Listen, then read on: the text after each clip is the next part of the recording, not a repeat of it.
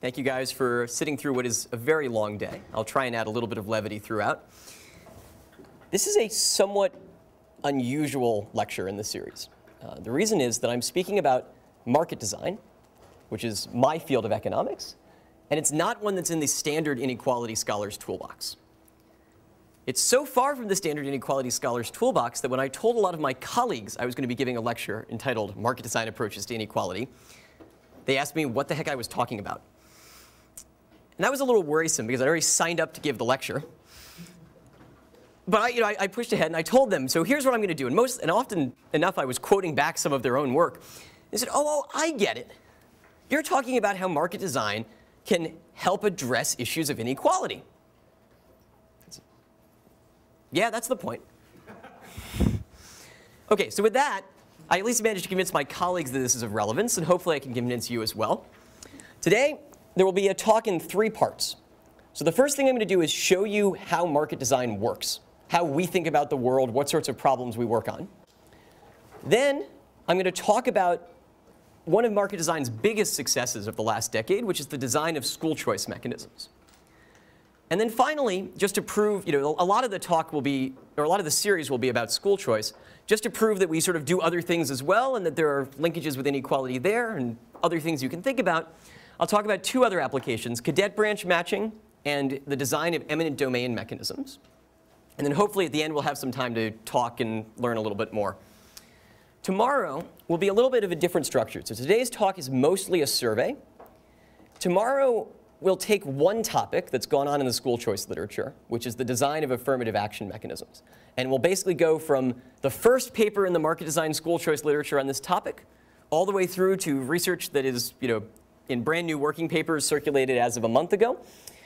And we'll see a little bit more of what the current state of research looks like. OK? All right, so first, I would be completely remiss in my duties if I didn't explain what the heck market design is. So, the market design approach. What are we doing?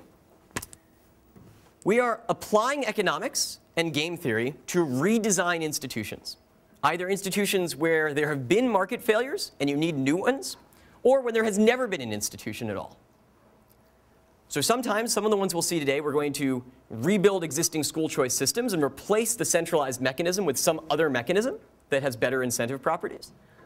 Other times, we're going to do something like has been done in the medical match, where there essentially was no market mechanism, and economists, along with market policy practitioners, came in and built one. So you're going to get 3 different cuts of this what is market design. Another one is that we take theory to practice and then to evaluation. And there's actually a loop. So it's harder to draw in tech. And I decided for the simplicity of the diagram, I wouldn't draw the additional arrows from evaluation to theory and evaluation to practice, and sometimes practice to theory. I'll reverse them in the talk when appropriate. But really, unlike much of economics, all 3 of these components are very, very tightly linked here. So an example, and as an example, I'm going to pick one of the earliest applications of matching theory to market design. Theory, 1962, Gale and Shapley wrote a paper in the American Mathematical Monthly. This, some of you may not be familiar with. It's the flagship journal of the Mathematical Association of America, and it's a math journal. This paper presented what's called the stable marriage algorithm, or the deferred acceptance algorithm. It's a way of finding marriage in society in which there's no divorce. We won't talk about exactly why the assumptions of the model don't apply to the marriage market, but it turns out that the assumptions work really, really well for the matching of doctors to their residencies. They assume a single centralized match. They assume that the market clears all at once. They assume that people know their full preferences. This actually sounds a lot like the residency match. So eventually, Al Roth and Elliot Perrinson and some of their colleagues replaced the previous system that was used to match doctors to their residencies with an algorithm that was based on this Gale-Shapley algorithm. So to understand what was going on here, previously, offers were made at one point in time. And then the next year, some hospital would say, I have an idea. Why don't we make our offers a little bit earlier? And so they'd make their offers a week earlier. If you get an offer from your second choice hospital, and it's exploding, it's going to explode in a week, and you don't know whether your first choice hospital is going to call you. Maybe you wait a couple of days, but you often take that offer. Well, okay. When a week and a half goes by and you get a call from your first choice hospital, one of two things will happen. Either you're going to break your contract, and there's a lot of sort of instability in the market as contracts are being broken, or you're going to say, oh, I'm so sorry. I took an offer a week and a half ago. I can't do anything, although I'd love to work for you. OK. Well, your first choice hospital says, darn that hospital number 2. Next year, we're making our offers a week and a half earlier than they did. And gradually, the offers move earlier and earlier and earlier, until suddenly doctors are taking jobs before they've even declared their specialties. And so you might take a job as a surgeon without having ever performed surgery. And it turns out that you might be really bad at surgery if you've never seen the sight of blood. The entire American medical establishment knows they want to change the system, but they can't figure out what to do. It's an equilibrium problem. In equilibrium, you'd like all the offers to be later, but privately, it's always optimal to make yours earlier than everybody else's. And so imposing a new mechanism can be a good solution to this problem. But your new mechanism has to, among other things, change the incentives for the early offers. So in the Roth survey you guys read, he talks about the gastroenterology market. To stop the gastroenterology fellowships from making early offers, they actually had to make a profession-wide change in the rules on contracting. So they changed the rules and made it so that you could always accept an early offer, but that you could not contract away your right to take your match partner. So if you took an early offer, you could always enter the centralized match and then take whatever outcome you got there and break your initial contract with no penalty. So this example highlights two facts. One of them is what we can do. We can impose a stable mechanism at the end. And in the end, very soon, we'll see that we do a similar thing in a lot of these school choice problems. But the other, and this is very important as well, is that you have to work within the space of the market. So if there is this incentive for early offers, if the people making the early offers have market power, so if they have the right to contract with you that you will accept an early offer and you won't enter the match, then it's hard to scale the match. It's hard to get participation there, because the hospitals, who have a lot of market power, these fellowships are valuable to the residents, can try to give away, or can try to get residents to sign away their rights. Okay? So theory tells us here's an algorithm you can use, but there are all these concerns that are specific to the market when you're taking the algorithm to practice. Then evaluation. So first of all, the market was stabilized. They did quickly realize they had to add a feature that would allow doctors who were married to other doctors to try and match to similar locations, the couples match. But now, we can even use some of the data generated from these matches to understand, big trends in participation and in the composition of doctors and in the desirability of different positions. There's some work on this that's been done around the couples problem. There are now some students working on trying to get back out, do structural estimation to try and back out preferences. And from there, it's always possible that it will come back to theory. We'll see more versions of this loop in practice. OK, third cut. What's market design? Economic engineering. It's different from most branches of economics in that it's not predominantly descriptive. Instead, we take a theorem and we impose it on reality. OK? We have some model that says if people submit preferences of the following type and we pipe them into an algorithm, the outcome has some nice property. And maybe the algorithm incentivizes truthful revelation.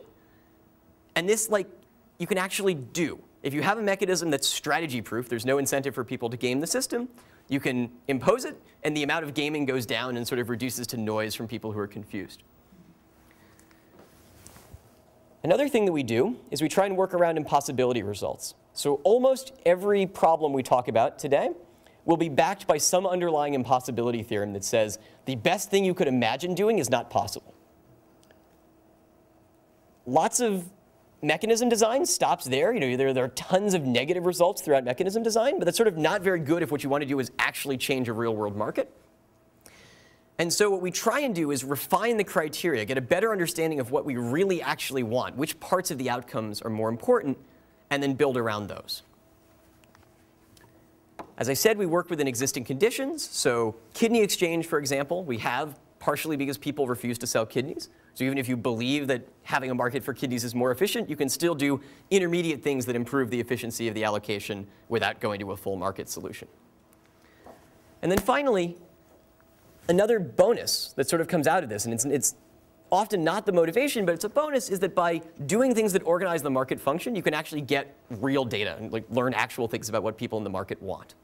So for example, when you have a strategy-proof mechanism, so it's truthfulness is a dominant strategy. I'll say this word strategy-proof all the time. We'll define it formally in a minute. When you have a mechanism that incentivizes truthful revelation, you can learn people's true preferences, and then you can adjust things in the market according to their preferences. So if you want to know if there's a school in the area that everybody hates, you can learn that. It's the bottom of everybody's preference list. By contrast, if people are gaming the system and some of the preferences that are submitted to your mechanism come out of strategic behavior, you have no idea how to interpret them. You don't know whether they're truthful and just weird or whether they're derived from actual strategic behavior. OK, strategy proofness. I said we're going to see this a lot.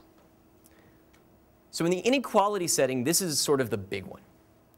Strategy-proof mechanisms are ones that incentivize truthful play, and in the same sense, and we'll see very formally, level the playing field. They make it sort of equal access to everyone. Or they make the system equal access to everyone. You know, there's no gains from being someone who can do really hard computations in your head. Market thickness, I also talked about this one. If you're going to build a market mechanism, it has to be one which incentivizes participation. People have to want to use it. That's going to mean it can't give them unacceptable outcomes, and it also often will mean that you can't have sort of flagrantly unfair outcomes, or outcomes that are unfair in ways that might cause people to want to quit. We also, as I said, we set down evaluation criteria. We think very carefully about the problem we're trying to solve. Again, when you're working against impossibility theorems, you have to do this. But in general, we try and have a dialogue with policymakers to understand what they want and build a mechanism around their goals that will also do things like improve incentives and market efficiency. And then this one's really important and I think doesn't get enough attention. It's often very good if you have a basic framework and set of design principles, but you can sort of give them as a package to somebody else and say, OK, pick and choose from this. So in school choice systems, we leave the politicians / school boards the power to decide how priorities are going to be allocated. We tell them a lot of information about what the allocation of priorities should do to outcomes, but they have that flexibility to make changes, to give priority to people with siblings in the same school if they want, or people in the walk zone to reduce busing costs. And that's actually really important. So having a mechanism instead, for whatever priority structure you want to give us, we can give you a good outcome. That's useful. People like that because they feel like they have control, and in some sense they do. They can actually adjust the mechanism on their own to more effectively reflect their own policy goals. Yeah? So market thickness, is this something that's required for market design to work, or is this just you're stating it as a goal? It's a good question. Sort of both. So sometimes thin markets do work. Markets often work better when they're thick. So it's both. When we design a market, we'd like it to be one that encourages participation. Actually, the example for this I always give is dating markets. Right. So I was thinking, we've created markets for pollution, say. So this is actually a place where you might want to promote thinness. Yeah. What exactly do you mean by that? Well, they've created markets to trade, you have the right to pollute a little bit your factory or something, right? But at the same time, society kind of did this to reduce pollution, right? So there's a difference between thinness of the market and sort of thinness of the usage, right? So a lot of these pollution markets are about trading credits. We've set some total cap on the amount of pollution we want to be able to create, and we're trying to figure out the efficient way of distributing it. So in the pollution markets, we actually have this big international problem where we want all of the countries to sign into the same pollution market in some sense. But many of them won't, and we don't have any way to enforce it. So thickness here would mean having all of the participants playing in the mechanism in the existing trading system, rather than some of them playing outside. And so in fact, in that example, getting the market to be really thick would mean that in fact we'd have our cap as a sustainable and enforceable thing. Whereas when some people exit the mechanism and go outside of it, they could pollute all they want because we can't enforce anything on them. That said, so there I think we would want to be encouraging thickness, and the idea of the market mechanism is sort of has as one of its constraints the amount of pollution you're going to allow. That said, I started to say dating markets. We often try and think of these online dating platforms as ways to thicken a very thin market, which is the market of people meeting each other, sitting in coffee shops. Didn't actually intend that to be too funny, but okay. That one I did. I wonder if I iterate this, will it work? Apparently so. Okay, good to know.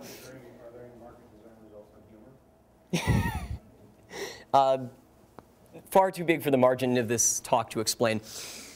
In any event, these dating markets, many of them, the goal is to be thick. Some of them start with the premise that they'd like to be a little bit thinner. So Match.com is sort of this huge, gigantic, shambling dating market that has lots and lots of people in it. And you guys all have econometrics experience. When you have sort of a large distribution of people on the site, you draw one at random. What does that person look like? I hear some laughter, but no one's actually giving the answer. What's the answer? Average, good. So you draw someone at random from Match.com, and they more or less look like the mean of the population distribution, which, while it's great for the vast majority of the distribution, does absolutely nothing for either tail. And so there are people who set out to create sites that try and exclude members who aren't on one tail or the other, and there actually are ones for both tails. The problem with these markets is that sort of the forced thinness makes them very hard to scale. Right? It's very hard to get enough people from the right tail to sign up for dating websites. So I think every time I've gotten a degree from Harvard, I've gotten another email inviting me to join Ivy Date. I don't know anybody. All of my friends presumably got these too. I study dating websites to some extent. We've all talked about them. I don't think anyone has joined this Ivy Date site. And so by trying to constrain itself to be thin, it may actually be too thin to get anyone to participate. So there's this weird sort of trade-off between the two in that setting. But generally, and certainly for examples where it's going to be sort of a public political mandate like school choice, we like thickness. We don't want it to be the case that everyone is going to walk out of the system and say either go to private schools or just try and contract with the public schools independently. As an aside, that was what was going on in New York before. So before the redesign of the New York high school matching system, these schools were actually holding out huge fractions of their seats, like a third of their seats, for people who would get bad allocations in the actual mechanism and then would call their local principal and say, hey, I live next door to you. Can't I go to your school? And they were all doing this. And so there was an existing market, but it wasn't really thick in the sense that nobody actually was participating in it. OK. But very good question. The thickness is going to be one of the biggest tensions throughout all of this. For school choice, we really are going to need everybody to play the system, play in the system. They're not playing it. They're not gaming it. But other places, it's a real tension. How much do you want the individual rationality, the sort of entry constraint, to bind relative to other things you'd like to do with the mechanism? Actually, we'll talk about that with eminent domain. That's a big deal. OK, so that's market design. Any more questions before we start in on school choice? I just want to understand if there is really a matching market for ugly people. That's kind of what you suggested. A matching market for ugly people? Yeah, Is there a reason you might be interested in that? I mean, no. For the purpose of the recording, the first question was, I want to understand if there's really a matching market for ugly people. The second question was, is there a reason you might be interested in that in particular? So no, I like to believe that most of the dating websites are not just picture image contests. I don't actually know that. I don't know how people use these things at that level. That said, there are dating sites for groups of people that sort of aren't very thick and aren't necessarily desirable by the majority of the people using the dating site market. So for example, their dating only target substantially older people. Like there are dating sites for like baby boomers on their third marriages. Substantially, I said. I'm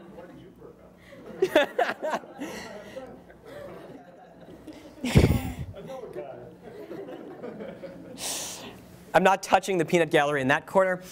And And so things like that, these are really very specialized sites that are out, on one dimension, they're a tail of the distribution that people, the mean people on Match.com aren't interested in at all, right? The mean people on Match.com might be very interested in people with 15 PhDs. Those people are in finance jobs. Those people are likely to be great providers, but the people with the 15 PhDs in finance jobs probably aren't interested in the Match.com people. But there are these. So there's a huge number of dating sites out there. This is not a talk about dating sites, but I do sometimes give one of those. In order to prepare for that, I created fake accounts on a number of them, and looked at the distributions. There are more of these than you can imagine. We'll leave it at that. OK, good. School choice.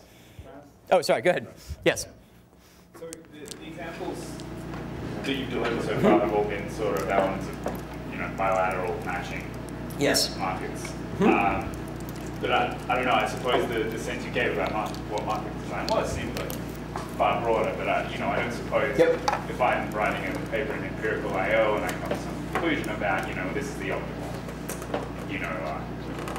tax structure or whatever, that is incentive compatible and blah, blah, blah. I wouldn't call that market design, or, I think maybe it's a little bit sneaky, but I want to know, I don't know. OK, so you're not being persnickety at all. I gave this grand outlook view. The grand outlook view is the way I think about economics. And I think about optimal taxation as at least to the extent that people want to apply it, as being in sort of the same general tradition. I don't think any market designer would be imperialistic enough to claim that all of that optimal tax literature, that was really part of us all the time. That said, it's more a way of thinking about economic problems. It's almost, it's the engineering approach to economics. I happen to think a lot about matching markets, and so lots of the examples and good stories I have come from the world of matching, although this eminent domain work I've been a part of and is not about matching. It's really more about auctions to a certain extent. But thus far, market design as a formal field has thought mostly about auctions and matching theory. These have sort of been the two big spurs, and then there are other things. There's design of internet reputation mechanisms, sort of this additional corner. But mostly, those are the two monoliths of the things that have been done by people who are sort of actively thinking of themselves as market designers and trying to do all components of that chain.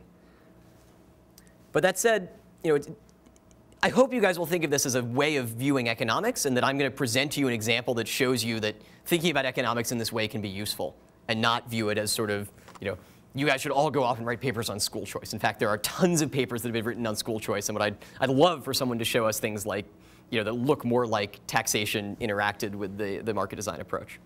So, cool. Ready to move on to the example? Cool. All right, school choice. So, what's the setting? We're talking about centralized mechanisms for matching students to K through 12 schools, predominantly. Some other countries use similar mechanisms to match students to colleges, public universities. There's a lot of this sort of thing going on in Turkey and elsewhere. But for now, we're going to stay in the US, and we're going to stay K through 12. The students, by which we really mean their parents, but because the literature said it's the students, we're going to speak of it as being the students. The students are the strategic agents. This is you guys possibly about to enter first grade being strategic. But think of it, when you're trying to imagine how the students are doing this, think of this as parents. The seats are the goods, and the students each only want one seat, so you only go to one public school. And this, as I mentioned, this flexibility component, priorities at schools are actually exogenous. So in the doctor-hospital match, the hospitals have opinions about which doctors they get.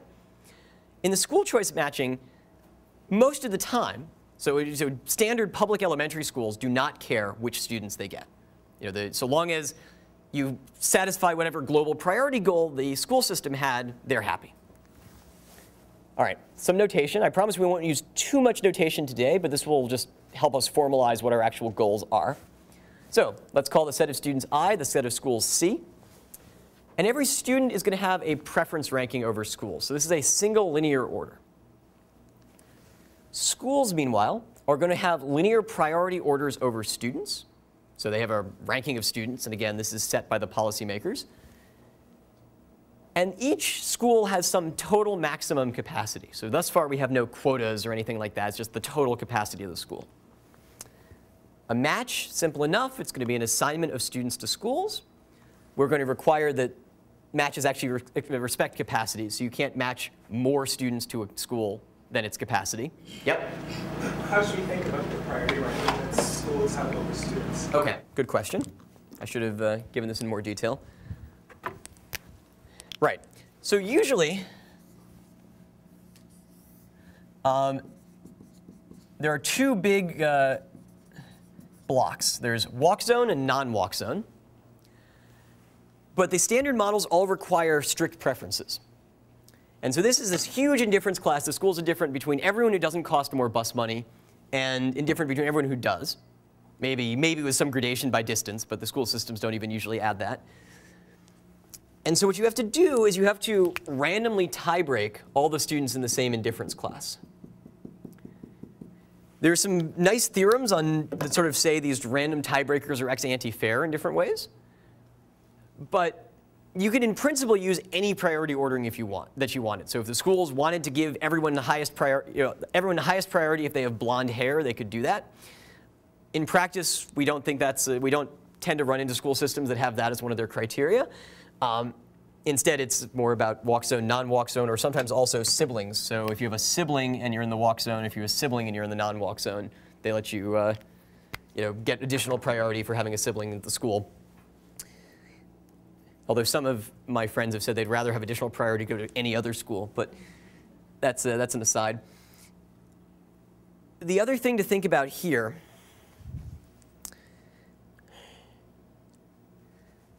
is you could, and you often will, find these priorities at places like exam schools in New York driven by test scores. So the priorities in the standard model have to be the same within a school. So uniform within school, but could be non-uniform, so they can vary across schools. So if you think about this walk zone thing, it'd better be that way, because if you're in the walk zone for one school, you're not necessarily in the walk zone for a school that's 20 miles away. But it's the same. It's one strict order within the school, so it's just a single pi c. But it might vary tremendously across schools. Yeah. I was also interested in, and maybe if you'll talk about this later, feel free to punt on this, but you can tell us about the timing, because I mean, I'm under the impression that students approach schools, and so like the students have full information about university schools, but the schools don't necessarily have full information about university students. So that's kind of like where I was going with this question. So if you're going to talk about timing, then you can definitely. I see. So the timing, think of all of this. We're doing design at the time after the priorities have been set, and the students are about to file to the school system a ranking of the schools they would like to go to. In fact, that's the next click. So a mechanism, given submitted preferences, the students are going to mail in, here's my ranking over schools. And then something is going to happen that takes as input the priorities and the students' rankings and assigns students to schools. OK? That's the timing. But they've already taken all of their exams. That is important. OK. So first thing, very basic design goal. If we didn't have this, we'd kind of be in trouble. We want to stop the students from wanting to drop out. We only want to assign people to schools that they find acceptable. A little bit more subtle, we'd also like to eliminate justified envy. So this means that if I envies J, then J had better have higher priority than I at J's assigned school. So if I wish I could trade with J, it had better be the case that not only does J not want to trade with me, but that the school prefers J under its priority order. It has more desire. Maybe J's in the walk zone and I'm in the non-walk zone. Oh, sorry. Other thing on elimination of justified envy. This is classically called stability, and I'm going to use these terms interchangeably throughout today and tomorrow. Stability also at times absorbs the individual rationality, because you can add a school that's called being unmatched. Again, I'll absorb that in when it's convenient. When we talk about wanting stability in the market, that basically means that we don't want people to try and contract outside. So if you think about it, if we haven't eliminated justified envy, you could get on the phone and call your second choice school after being assigned your third choice and have the second choice school say, oh, yeah, I'll just kick out Jay. You've got higher priority than him. You should come over here. And similarly, so that's a way in which the market is unstable. It would sort of fall apart after we made the assignment. And similarly, this individual rationality component, if people are just going to quit the school system willy-nilly after the assignment. That's also sort of an instability in the market. So stability is going to unify all of these ideas. Yeah? What do you mean by envy here? Like what aspect of So envy formally just means if you prefer J's assignment, so mu of J, to your assignment. So it's you wish you could trade places with J. Wouldn't that be nice? It has to be the case that if you try, the school will say no. This is essentially why I set out the notation. Most of today's talk is not going to be a notation, but somehow this concept and this one are easier with it. Strategy proofness, I've said before, truthfulness is dominant. This just means that revealing your true preference relation is better than revealing some other preference relation. And in fact, it could be for any opponent's input. So I guess I should make that like P negative I hat or something to mean that it's independent of their choice of input. This is technically formally correct, but not necessarily as clear as it could be. Pareto efficiency, another thing we like. So we're in an ordinal preference domain, so most of the time we'll only be thinking about Pareto efficiency concepts. And then finally, and we won't talk too much about this today, but it's often the case that we want a school choice mechanism to respect improvements in priority. So what does this mean? This means that if your priority goes up unambiguously, so if you move up in school's priority rankings and nobody else changes, your outcome should improve. Right? This is a pretty natural sounding thing, right? We give you strictly higher priority, you do better on your tests, then you should get a better school. Turns out that not every mechanism that exists in practice actually satisfies this property. Again, it's sort of had a lesser component in the debate, so we'll just sort of flag it when it's relevant. But another design goal for school choice that's been sort of part of the classical literature, like it goes back to the very first paper on school choice, is this respective improvements component. Okay, so these are, yeah? stability and Pareto efficiency is related somehow? Yes. So the question was, are stability and Pareto efficiency interrelated somehow? The answer is yes. The sub-answer is not in the way you'd like. They're essentially mutually exclusive. So we have the backdrop, this nice theorem. There are about 3 different impossibility theorems that are the backdrop for school choice. I like this one of Owner-Keston's the most. There is no Pareto efficient and strategy-proof mechanism that always selects a match that is both Pareto efficient and stable whenever such a match exists. So a stable match is not necessarily Pareto efficient. It might be sometimes. You can't write down a matching mechanism which will always find that one if there is one. That's really scary, right? That means that efficiency and stability are going to be in formal conflict for everything we're doing today. Can you provide some intuition for that? Provide some intuition for that result. Positive information. No, it's not. This is all complete information, so it's very much not that. No, you have ordinal information. That's positive. Oh, sorry, positive information in that sense? Yeah.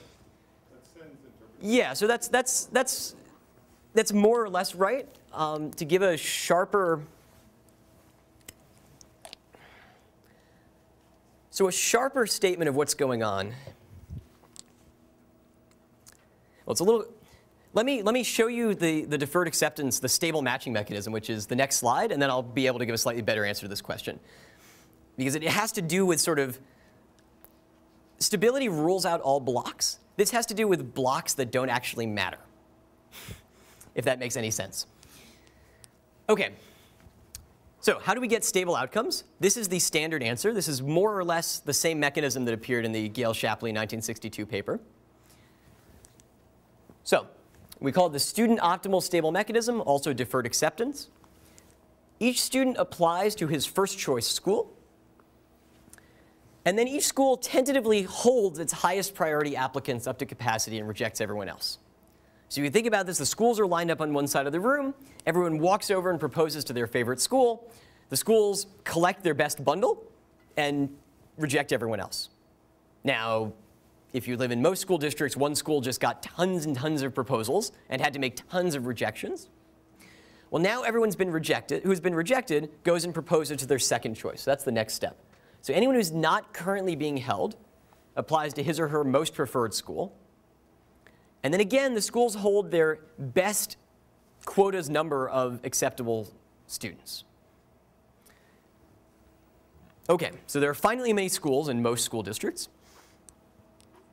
Nobody laughed at that one. There are finitely many schools in most school districts. And the students are constantly moving down their preference relations. As a result, what we know is that at some point, this algorithm has to terminate. Right? You know, we can only make finitely many proposals. I claim that at the time at which this algorithm terminates, if we match the students to the schools that are tentatively holding them, then we have a stable match. OK, well, fact one. No one's proposed to a school that they find unacceptable, and no school has held a student that it finds unacceptable. So there's none of this, you know, unilateral dropout. And meanwhile, suppose there were some justified envy. So there's a school that I like that wants me. Well, I should have proposed to it earlier than to my current match. And if it wants me instead of one of its current students, it should have held me at that time. So that's a contradiction. So we can't have either of these, you know, stability problems going on.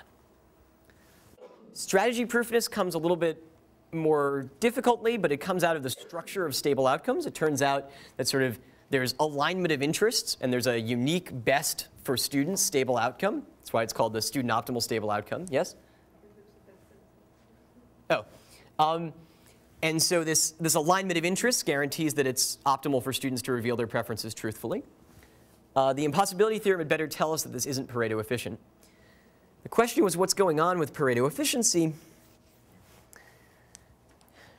So I still feel like what I should really do is just add to tomorrow's slides a copy of the simple example, because I'm not going to be able to reproduce it off the top of my head. It's a reasonably large, simple example. But essentially what's going on is that during this algorithm, you might knock out students by going to schools that you won't end up at in the end.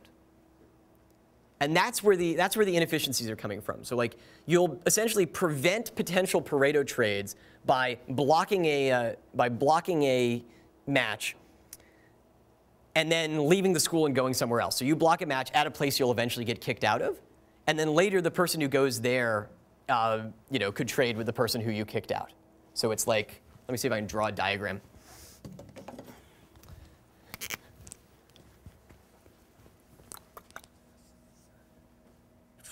How many of these do I need? OK, so I'm here. And somebody comes in and kicks me out. So I was going to do Stephen, but that's another S. So Durloff comes and kicks me out. And so now I go over here and take this position. So now later, you know, maybe I kick out Jim, who kicks out Durloff. But really, you know, so Durloff never actually takes this position. But Jim and I want to trade. I'd rather be here, and he'd rather be here. It's just I have higher priority than he does, and he has higher priority than I do. Oh, yeah, you're over here. And so Durloff sort of never ended up at this school, but stopped this efficient allocation whereby Jim was here and I was here, simply by kicking me out and forcing the trade. Do you see what's going on? Yeah. So this wouldn't be a problem if all schools were using a pretty similar, the same ranking system for people. That's right. So the ranking system plays into this a lot. So uniform ranking is easier. You have a question, or go ahead? So I don't really understand. So what does it mean to hold its highest priority applicants? So let's say you had 2 schools and 3 students, and everybody had to rank 2 highest. Let's say there are 3 students. Mm-hmm. Oh, this doesn't work. Okay, let's say you have 4 students. Okay. And 2 want to go this way, and the other 2 want to go the other way to the other school. But then each school can only rank 1 individual as its highest. So highest they is rank the 1 highest, and then there are the 2 left who then have to go to their second. Very good question. So highest priority up to capacity. So if your capacity is 5, you take the 5 highest priority applicants you received. Okay. Yes. Oh, sorry. Are they taken? Are they taken? Yes. Is it done? No. No. It goes on. So you only finalize the assignment at the end. Fine. Yes. What happens if, let's say there are 10 schools, and I only want my child to go to 1 of 3 schools, and if my child is matched at 1 of 3 schools, I drop out. Like, how do we account for that? So you list on your preference relation only those 3 schools, and then the last, and then if you don't end up assigned to the mechanism, it tells you you didn't get matched, and then you go to a private school or something like that. So you always have the freedom to not list a school that you don't want to go to, and you just may not end up being matched. Would that come against Pareto efficiency, or like what's the? Does that count against efficiency? I'd have to think about that. I don't know. In the sense that, like, let's say somebody gets matched at school number 3, but they would have been fine going to school number 4, but I would have totally not been fine going to school number 4. So that doesn't count against Pareto efficiency because they have to prefer 3 to 4 to end up there before 4, right? If you're being unmatched. So it's unlikely, so only if like 2 different people, if somehow the mechanism unmatches someone who'd like to remain matched and matches someone who doesn't want to remain matched, you have a Pareto trade between them. But if people only list acceptable schools, you shouldn't ever have someone matched who doesn't want to remain matched. Yeah. I have a really simple clarifying question. Sure. So in step 1, everybody goes to their preferred schools. In step 2, do schools kick out people who are no longer as preferred when the next round come in? Yes. That's what's happening. Okay. That's what's going on. That's why it's tentative holding. We don't finalize until the end. Does everyone understand? Cool. Good. Yes. At the end, if it was suddenly, unexpectedly, unanticipated, the school district allows all of the students to start trading with each other. Also a good question. We'll come back to that. Okay. But, Yep. so in your example here, I was wondering, is that because you're only taking into account the utility of the students? Does anything change if you think that there's some underlying utility of the schools? Yes. So I haven't talked about it here, and we probably won't have time to go into it in any detail. But if you think that the school system is maximizing some general goal, first of all, this is not the mechanism you want to use, usually. So for example, there's work in San Francisco where they're trying to maximize the diversity of all of the schools at once. So sort of the second you have students of one type of ethnic background in a school, you want to assign students of the same ethnic background to other schools until they sort of equalize. And there's a different mechanism you want to use for that, and it turns out that there are all sorts of impossibility theorems surrounding the degree to which you can do that without creating incentives for misrepresentation. But yes, so that's a different and hard question, and we don't have good answers yet. So if you're interested, let's talk offline, and I can tell you the state of the literature. Yeah. Oh, sorry, I made the common mistake of calling the person behind the person in the same line of sight. Julia, why don't you go first? I'm just a little confused. When you said that if the student isn't placed in the early 3 schools that are going to go to and they opt for a private school, is that not a violation of the participation constraint? So that's not a violation of the participation constraint in the sense that we're not assigning anyone to a school they find unacceptable. Right? We'd like it to be the case that everyone wanted to go to public schools in the area, but turns out that a lot of them don't. The idea here, we're going to try and make the matching of students to their public schools as stable or efficient, depending on our design goal, as possible within the constraint that some people may leave the system if they're unmatched. Is that? Yeah, I was just wondering, so, I mean, okay, so arrows here and the only other possibility here that I have in mind, but it's required there that I have a person with, I need a full set of realizable preferences for the result to go through, right? Or maybe there are generalizations in which that doesn't hold, but right. Like in the classic. So the answer is you do need some preference freedom for all of these impossibilities as well. Yeah. They're not particularly pathological. So most of the impossibility results floating around the two-sided matching literature work for very natural preferences. So for example, the impossibility that's going on here, this basically just comes out of the fact that Jim and I disagree about which school is the best, and Stephen kind of likes this one. Right? Sort of this is a very replicable example. It's not like it sort of involves like, Stephen wanting to vote for an outcome only when it disagrees with Jim. Like, okay, cool. All right, so that's deferred acceptance. We stable? Pun sort of unintended. Good. Okay, so one other mechanism, and again, if we only get through the definitions of these mechanisms today, that'll be totally fine. Like, this is seeing the distinction between these two is really important. So again, let's spend as much time as we need to get what's going on with this alternative.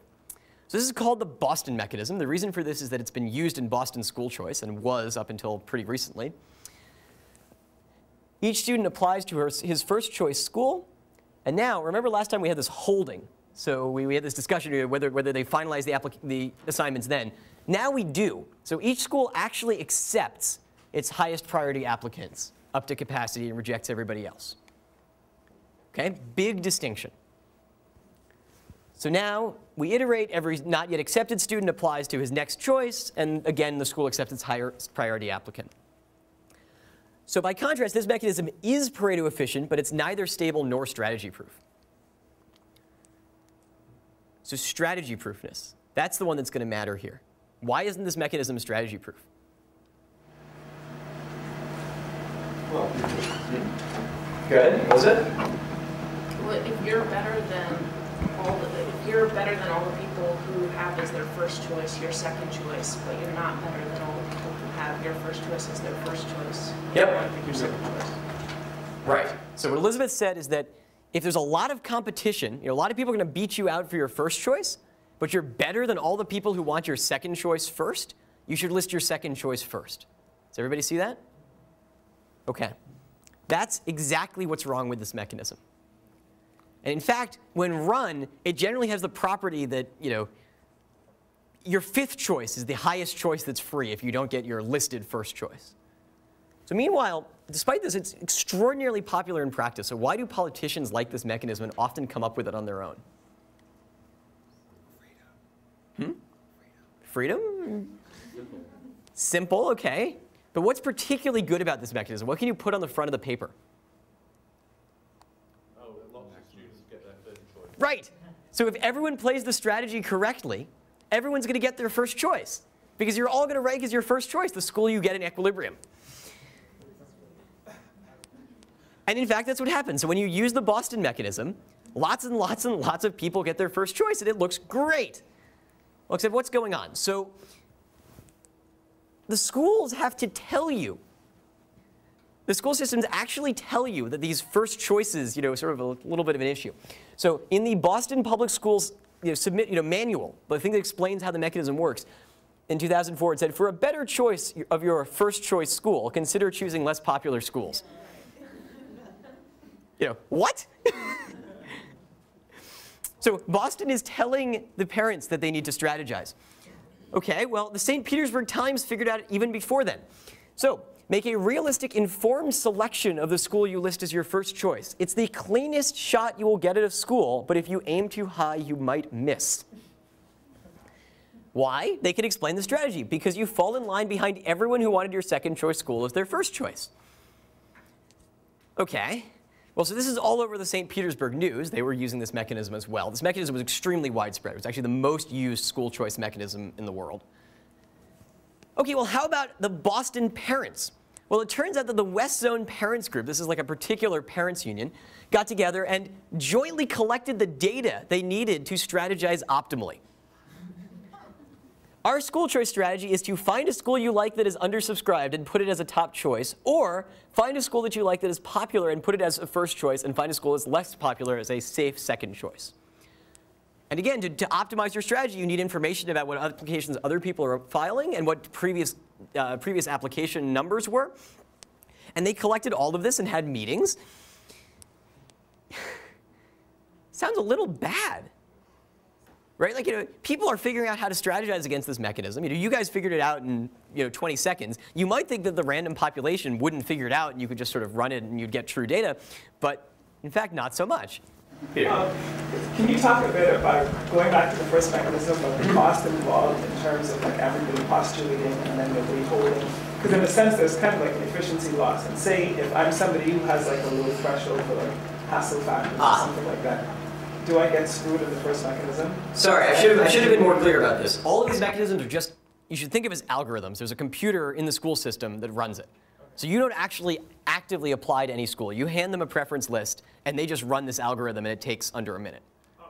So there's no like time and waiting and agony cost. As an aside, some places try and run these algorithms in decentralized fashions. In fact, for a while, the Medical Match was doing a version of that. Those do have some agony cost associated with them.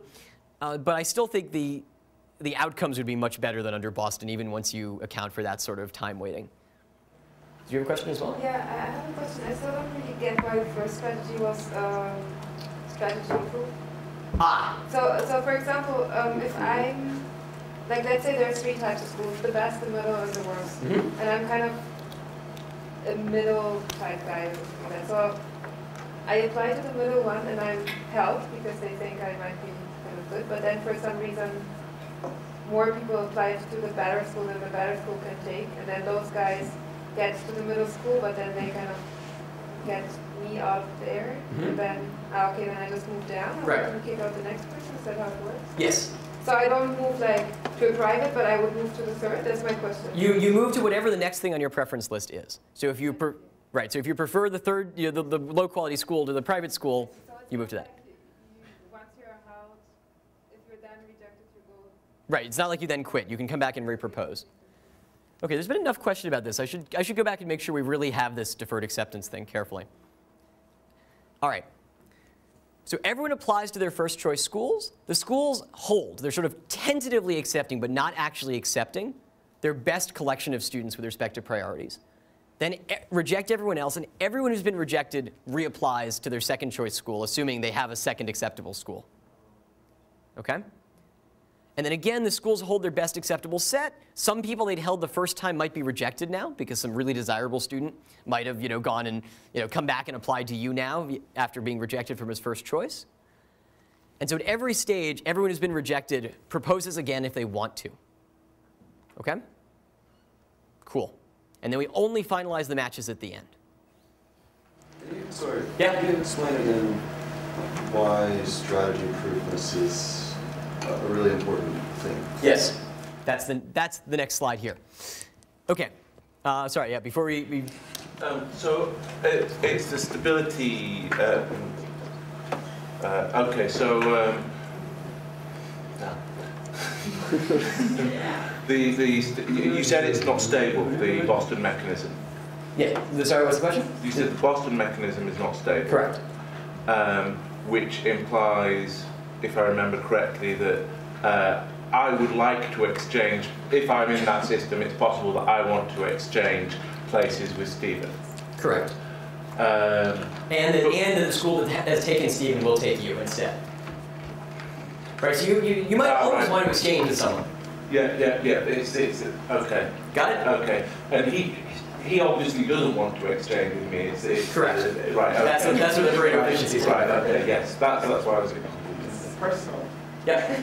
Just intuitively, it seems like schools do pretty well here because they ultimately can veto students. Whereas if you reverse it and say, like, if schools submit their list of the students that they want and parents have the power to reject, would students be better off than in this version of the game? Interesting. So that's a very good question, although I think you have the intuition a little bit flipped. So it turns out that there is actually a set of stable matchings in general. It's not just one of them. And there's sort of a student optimal, so we call this the student optimal stable matching mechanism. So it better be that it chooses the student optimal one. And then there's actually like a lattice of these things all the way down to a school optimal one. So in the doctor-hospital match, say, where the hospitals are strategic players, there's actually a very deep design question about whether you want to pick the hospital optimal one, which in fact is the doctor pessimal, or the doctor optimal one, which is hospital pessimal. Is that always the case? So it's always the case that the proposing side is best off, and that the one that is best for one side is worst for the other in these sort of simple matching mechanisms, matching models. There are more generalized models in which this theorem breaks down in certain fairly technical ways. But for everything we're talking about today, sort of the student optimal stable match is if the priorities were preferences, the school pessimal match. Worst. Worst. Yes. Yeah, definition of pessimal is worst. But yeah, so we're going to abstract away from that for all of the discussion today, because here the schools really are not strategic players. And only the student optimal stable mechanism is strategy proof for the students. Also, in large markets, there are some theorems that show that with very high probability, there's actually only one match, sort of this whole lattice collapses to a point. But you're right, this is an important design issue to think about. Yes? So, just a comment, like when we're talking about problems with the Boston mechanism, like, are you going to talk about fairness at all? So in the sense that, we're assuming that everyone has the same cognitive cost and can figure out the... It's exactly where we're going. So that and the why do we care about strategy proofness again question are exactly the right transition. Thank you. Okay, so some parents aren't good at strategizing. That was the last question, right? So we're going to assume these unsophisticated parents just submit truthfully. And this is, this is natural default behavior, and we also have a lot of experimental and anecdotal evidence that suggests that this is true. And so meanwhile, we're going to let the sophisticated students best respond. So what happens? Guesses?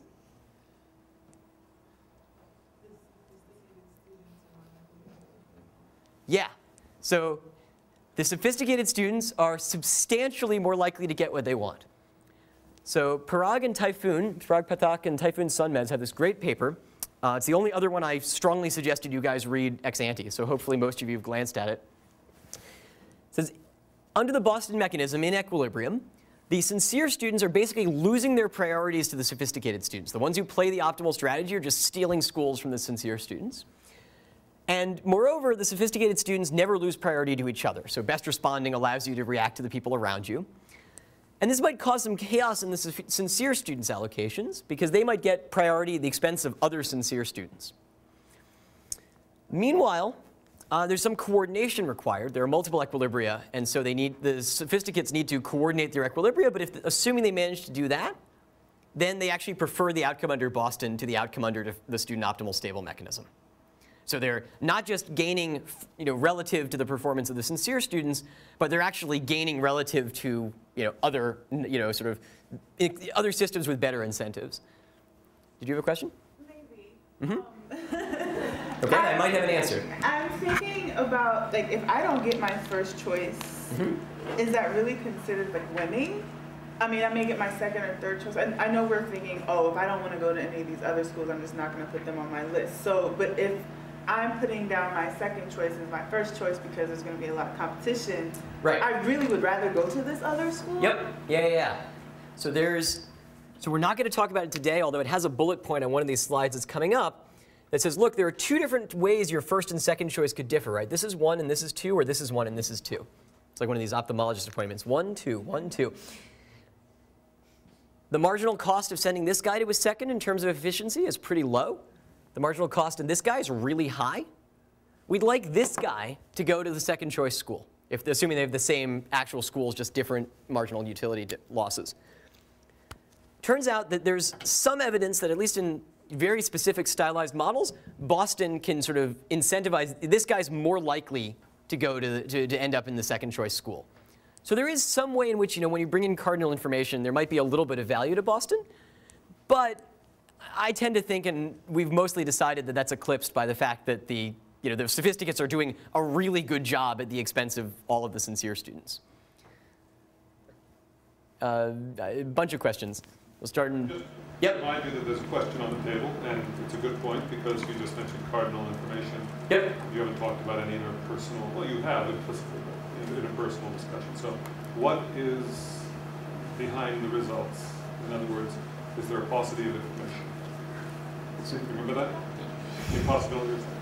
Yeah. So I understand the basic question, but I understand the basic issue, but I don't understand the question. What is behind the results in what sense? What's the intuition? The original question was, what's the intuition of the impossibility result? Oh. There are intuitions for many impossibility results, including arrows, the one in the end gave zero. Right. So I thought I gave this explanation. So it's not about paucity of information. You didn't see the example about Stephen and Jim? Yes, I did. You did? Okay. So it's not about, I don't believe it's about paucity of information. It's just about the fact that we're allowed, by ruling out all possible blocks, it's not that we don't know whether Stephen values going to this school more or less than I do, but rather just by allowing him to block my going to the school at all, sort of for any utility value, which, he has higher priority there. So even if he has low utility, we allow him to do, or low marginal disutility of being kicked out, he kicks me out but doesn't actually end up here. Okay, so that's that particular mechanism. What about another mechanism that works well? I'm still not sure I entirely understand the question then. So this mechanism is going to be Pareto efficient. And as I said, it will allow us to get some cardinal information, but has these major strategy proofness problems. So I guess like what you're saying that like in this particular case, both doesn't hold. But I think what you're saying is like, why can't we think of any possible case where both might work? So all I was showing is that stability and Pareto efficiency are in some fashion in conflict, right? And so this is an instance where stability and Pareto efficiency are going to be in conflict, and that's the intuition of what's generating that conflict throughout.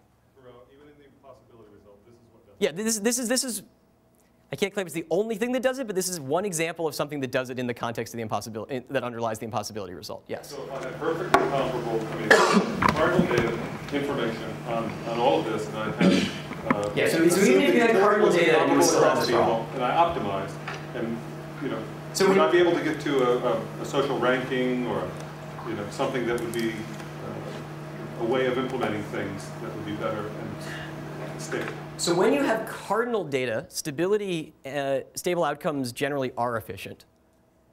So if you allow people to actually, right. So I'm not. So again, this is sort of these impossibilities sort of live in the ordinal world. But you do have to allow people to make transfers. You can't just have cardinal utility and then generate the ordinal preferences. So one way of interpreting your question is if I give you cardinal information and then extract people's preferences, will this appear? The answer is yes. If I give people, you give me cardinal information and let people pay each other, no. Okay. So you actually get full efficiency in stable outcomes when you allow transfers, but that's sort of a different problem, partially because it's a different class of problems, and more for this circumstance because we don't usually let people pay each other to go to good schools. Okay. Really quickly, go ahead. Have you said why the Boston mechanism is unstable yet? Have I said why the Boston mechanism is unstable? No, but it's very simple. Suppose you don't end up at your first choice, and your second choice gets filled up. You end up in your fifth choice. You, in fact, could have had your second choice. OK. So this was the major reason for switching from the Boston mechanism to the student optimal stable mechanism in Boston. And in fact, they quoted it. So the year after that recommendation in the handbook, they said, a strategy-proof algorithm levels the playing field by diminishing the harm done to parents who do not strategize or do not strategize well. So now we've built up a bunch of theory. We spent a lot of time gripping it. This is the first time we can see it in application. If we really understand how to make a mechanism strategy-proof, we can equalize individuals' access to the school choice mechanism. And in fact, the Westone Parents Group protested and lobbied against this change. So but it still went through. So they now use a version of the student optimal stable mechanism in Boston. OK, so we've talked about New York and we've talked about Boston. Both of these economists were involved. Tayfun Sönmez and Al Roth and Attila Abdülkadiroglu and Parag Patak got together and worked with the city officials to change the mechanisms. Meanwhile, in both England and Chicago, there were existing school choice mechanisms, both based on the Boston mechanism, which were abandoned without anyone talking to economists at all. So the weird thing is they actually chose non-strategy-proof mechanisms. They replaced a non-strategy-proof mechanism with a non-strategy-proof mechanism. So very quickly, I'm going to try and sort of generalize the discussion we just saw about strategy-proofness to say how you can think about strategy-proof and at different levels. OK, so here's quickly the story from Chicago. I couldn't believe it, school CEO Ron Huberman said. It's terrible. Well, what was terrible? High-scoring kids were being rejected simply because of the order in which they listed their college prep preferences. So this is, they reported truthfully, and they lost out because they were running a version of the Boston mechanism. Previously, some 8th graders were listing the most competitive college preps as their top choice, forgoing their chances of getting into other schools that would have accepted them if they'd ranked those higher. So they switched midstream. They actually canceled the mechanism and said, all right, we're changing. You can submit new preferences if you'd like. They figured out that some people had been strategizing, or probably been strategizing, and switched to a version of deferred acceptance. Well, what's their version? Well, the old one was Boston, except they forced you to truncate your preference list. So there are 9 of these elite public high schools, and they said you could only rank 4 of them. They went to deferred acceptance, student optimal stable mechanism, but also with the same truncation down to 4. So by the way, do people see why truncation might be bad? Great. OK, good. So this was urgent. This was all over the Chicago Sun-Times, and yet they chose a mechanism that's still manipulable.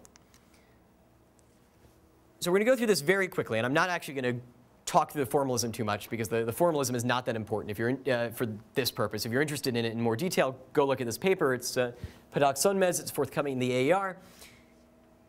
They said, well, okay, can we understand if there's some way in which the student optimal stable mechanism with truncation is less manipulable than the Boston mechanism with truncation? And the answer turns out to be yes. So essentially, you count across instances of preferences, right? So the preferences are the thing that you don't know when you're the mechanism designer. And you say that a mechanism is as manipulable as another mechanism if there's some instance in which one is manipulable. Sorry, for any instance in which psi is manipulable, phi is also manipulable. And then you can say that phi is more manipulable than psi if whenever psi is manipulable, phi is 2, and there's one instance where phi is manipulable and psi is not. And the theorem that they show at the beginning of this paper, it's sort of motivated by this Chicago example, is that the old Chicago mechanism is more manipulable than the new Chicago mechanism. And in fact, not only is that true, but the old Chicago mechanism is extremely manipulable. It's as manipulable as any stable mechanism. And in fact, it's as manipulable as any weakly stable mechanism. So that's, you only allow blocks among first choices. So students can only block by moving to their first choice schools. This is a really weak condition. And so we can at least rationalize this behavior. We can say, OK, so now we understand. They made some change. The other thing we can do is we can go to them and say, well, look, OK, so you guys are doing great. You've successfully made this mechanism less manipulable. This is helping the students. But we can also recommend other things. So for example, we can say, well, it turns out that less truncation is good. So allowing them people to submit 6 schools rather than 4 is actually even an improvement. So this same partial ordering over mechanisms says that student optimal stable mechanism with truncation to length 6 is less manipulable than truncation to length 4. And so through talking to them, we still don't know why they don't want to let people rank all 9. It's not like New York where there are hundreds of schools under consideration and they truncate you to 12 because they don't want you to try and actually rank 100 schools. It's 9. It seems like they could actually do this. But nevertheless, they're willing to expand the list.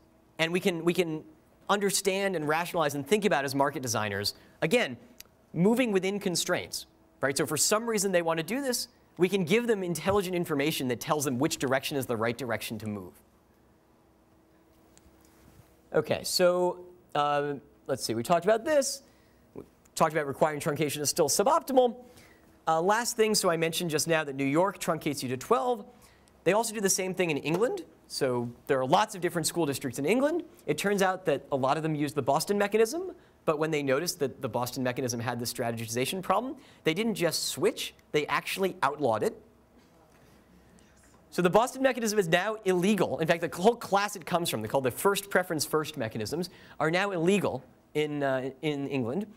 So this is quoted from the school admissions code. In setting oversubscription criteria, the admission authorities for all maintained schools must not give priority to children according to the order of other schools named as preferences, including first preference first arrangements. So you cannot take the submitted preferences sort of, as an input to figuring out, the way in which you're going to, fill the ordering. So you can't say, look at everyone's first choice first. So really, you can't use it in England. It's now sort of completely illegal. If you find it, you can probably turn it in for a reward or something. But this is sort of where it's mostly where market designs come down on the Boston mechanism. So we talked about this cardinal thing, this component. But mostly, and I'll show you 2 more cuts of this, Boston turns out to have a lot of problems. So that's the sort of basic state of school choice. Okay, this is school choice with respect to the original criteria, trying to understand how the interplay of stability and strategy proofness and efficiency work. What we've just seen is that strategy proofness can be a really powerful way to ensure access. And we've also seen that you can talk to school officials about sort of making their mechanism more strategy proof. Let's push it a little further. And this, again, it's an interesting interplay between theory and practice, right? So it's all coming out of, it's all coming purely out of theory, these orderings, the ways in which we're thinking about the mechanisms. But you can go to practice and people will actually listen to you and take these theorems and they help them understand what's going on. I haven't said, but it's actually very important. A lot of the theoretical explanations, turns out, don't make sense to policymakers directly. So you guys are all really quick. You instantaneously saw why Boston was manipulable. It actually took people in Boston a really long time to understand this, as best I can tell. I wasn't actually there, so I can't. I won't speak to that at all, but I'll take your word on it. One thing that's really useful in showing people how these systems are actually going to work in practice is lab experiments. So there are lots of problems with lab experiments in economics, but lab experiments on testing mechanisms both lets you understand what information you need to give participants so that they can figure out what they want to do, and it lets you sort of give a baseline. Like, okay, I gave a very, very simple situation to these people. They played it 5 times after thinking about it for 10 minutes, and they understood how to manipulate the system. This, really makes things clear to school officials.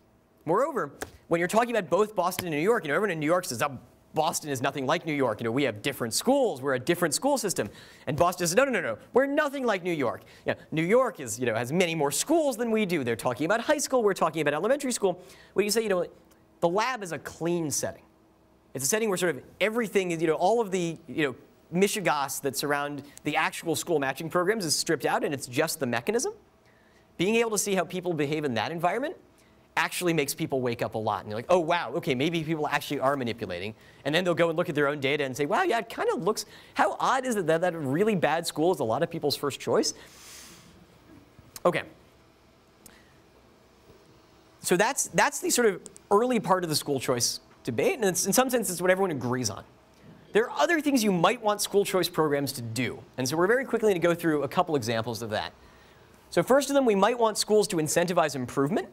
The second is we might want schools to actually let people choose where they go to school. And the third one, which we won't talk about in any more detail, but I showed you the example over there, we might want to somehow try and incorporate cardinal information. But first, there's one more mechanism. So earlier, who was it? Someone in the right corner. Was it you, James, who asked about the possibility of trading after the mechanism was run?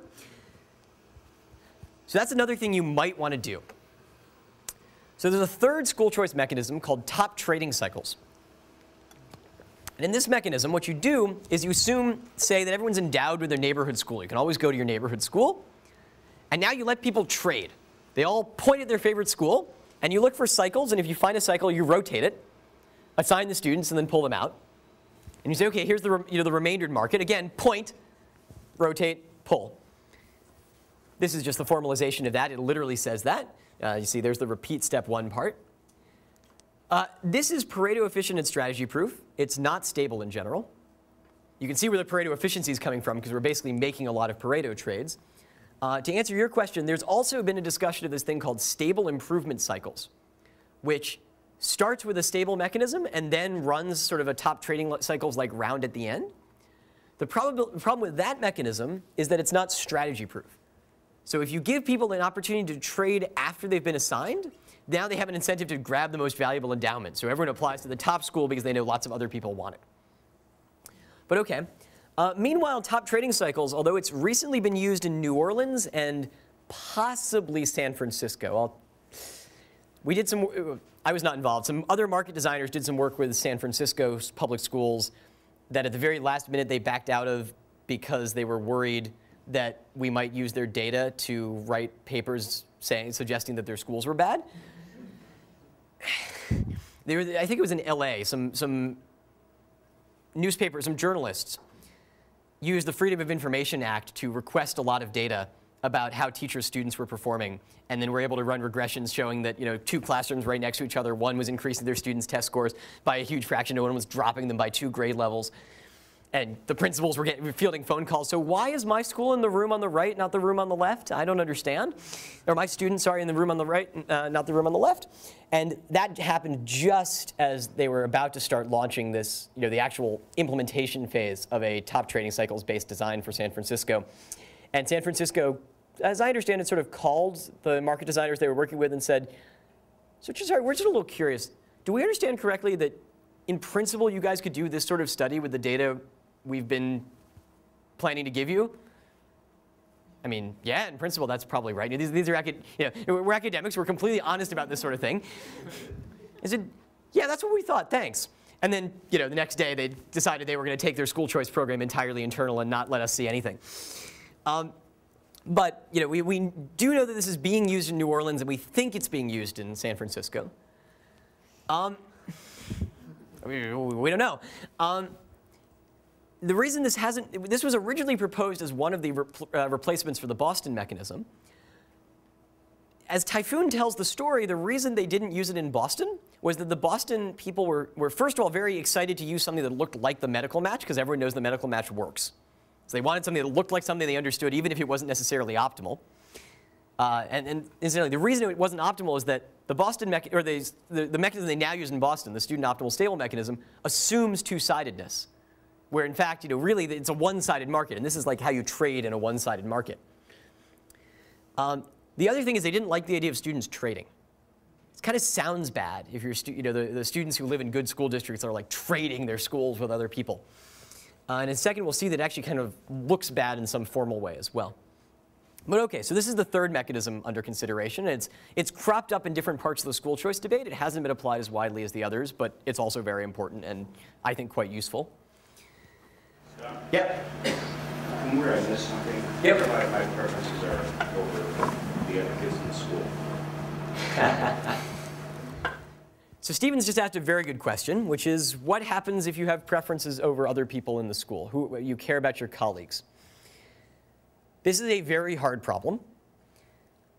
Like, in some sense, it's a very, very hard problem. So there's another class of impossibility theorems that say if there are complementarities in preferences, there generally aren't stable outcomes. Well, complementarities in preferences look like I only want to go to this school if someone else is going too. That's a complementarity. There are other theorems that say in sort of sufficiently large markets, if the complementarities are bounded, so you only care about whether your 5 best friends go with you and the market gets really big, there shouldn't be problems. But we don't know exactly when those constants become effective. So some computer scientists tried to work it out. The very first large market paper becomes effective at larger than the number of people on the planet. They were able to drop out a fairly big factor so it became a more reasonable sounding number, like it's smaller than the number of people in the country. But we still don't sort of know when exactly, it depends on distributional information. We don't know when exactly these complementarities are OK and don't pose barriers to design. We actually don't even know whether they pose barriers to design with certainty or with safety, we don't know whether it's safe to run the medical match with couples, because couples have complementarities. They usually like living in the same city. I'm getting laughs. I have no idea why. Yeah, so couples usually like living in the same city, and that is another one of these complementarities. It's like, I care about my colleagues at the hospital, or I care at least about my colleagues in the same city. So I only want a job in Boston if my spouse can also get a job in Boston. We've run the medical match with couples for years. And in fact, we ran it for years successfully without any problem. And only in the past 3 or 4 years have people started to formally figure out why this might actually be working. So it turns out that if there's enough heterogeneity in preferences and the market is big, these couple constraints look like they're not a big deal. That said, for sort of caring about the complete composition of students in the school at the individual student level, probably very hard.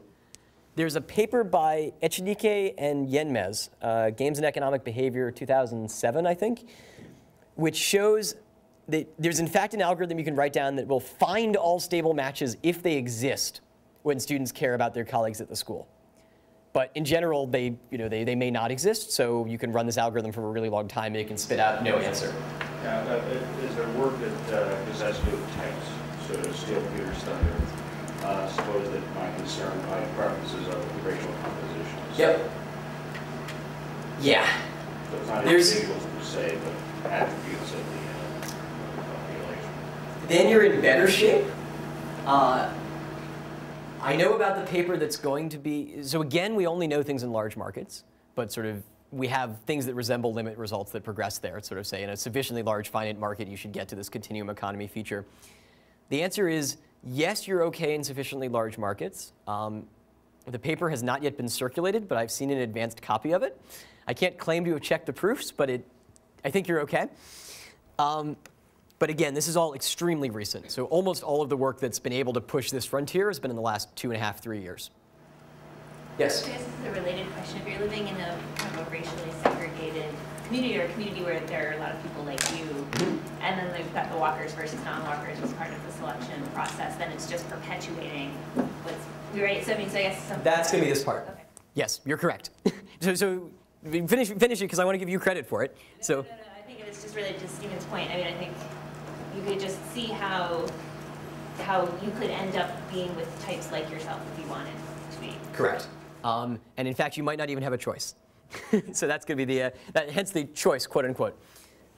Anything else, top trading cycles? So just to clarify, like this discussion about complementarities, then it's very complicated when matching is simultaneous, but when we talk about sequential matches, like with the sibling problem, for instance, then it's actually simple. Or am I? Because you have complementarities when you have siblings as well, but then you've already like assigned one sibling, so yeah, that's right. So significantly simpler. That's right. So I just want to push you to be a little bit more careful about what you mean sequential versus simultaneous. So sequential in the sense that, you know, if I get a job in Boston, then the next year my spouse is on the job market, and I try and convince her that she should only apply to jobs in the general greater Boston area. In that sense, you're right. Things are very easy because they're sequential, assuming she can get a job in Boston, which, you know, there are plenty of places in Boston that, so that's probably not a huge binding constraint. It's maybe different if I live in the middle of nowhere in Kansas or something. So in that sense, sequential makes things easier. When there's sort of only one agent passes through the mechanism at a time. You don't sort of pass through as groups or pairs or something like that. If you were trying to sort of match both agents at the same time, but do them sequentially in the same mechanism or in the same setting, so some sort of decentralized match where maybe I claim a job, the law market clears before the economics market.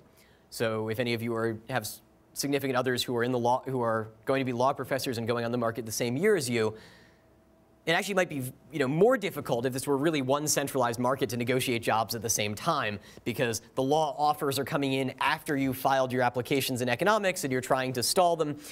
Same sort of problem here. You know, if there were a decentralized mechanism, sequentiality would actually be kind of problematic.